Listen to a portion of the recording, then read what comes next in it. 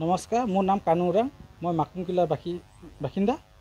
মই কালি ডিউটি ওলাই যোৱাৰ পাছত মই মানুহজনীক ক'লোঁ ল'ৰাজনক মেডিকেলত লৈ যাবা। মই তাৰপৰা ওলাই যাম ব্লকৰ পৰা। মই ব্লকতে কাম কৰি আছিলোঁ। তাৰপিছত মানুহজনীক ক'লে মই 12টা 1টাত ওলাই যাব বুলি ক'লোঁ। সি তাৰপিছত ওলাই গ'ল মোৰ পিছে 10টা বা 10:30 বা এনেকুৱা সময়ত বা 9:30 ইমানটো মই নাজানো।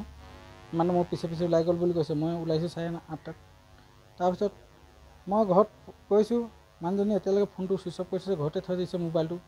তাৰপিছত মই আহিলোঁ, ঘৰত গৈ আহিলোঁ, নাই মানুহজনী ঘৰৰ মানুহখিনি কৈছে যে অথনিয়ে গ'ল বোলে তোমাৰ পিছে গৈ মই লগালগ গ'লোঁ। মই ক'লোঁ গৈ লগালগ মই তাৰ মাকৰ ঘৰত গ'লোঁ, বিচাৰি নাপালোঁ। তাৰ ভনীজনীয়ে বহিৰাজ্যলৈ যাবলৈ লৈছে।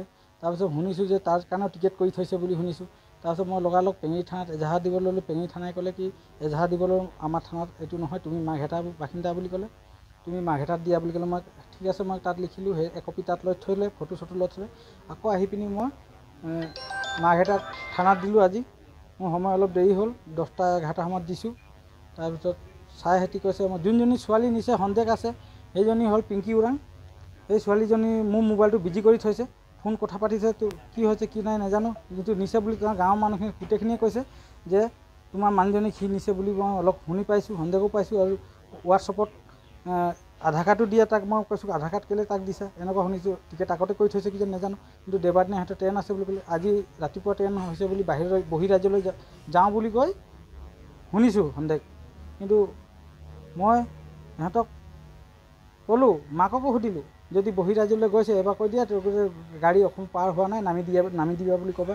কৈছোঁ এনেকুৱা মাককেইটাও সিহঁতি সহায় কৰিছে সিহঁতক যাবলৈ।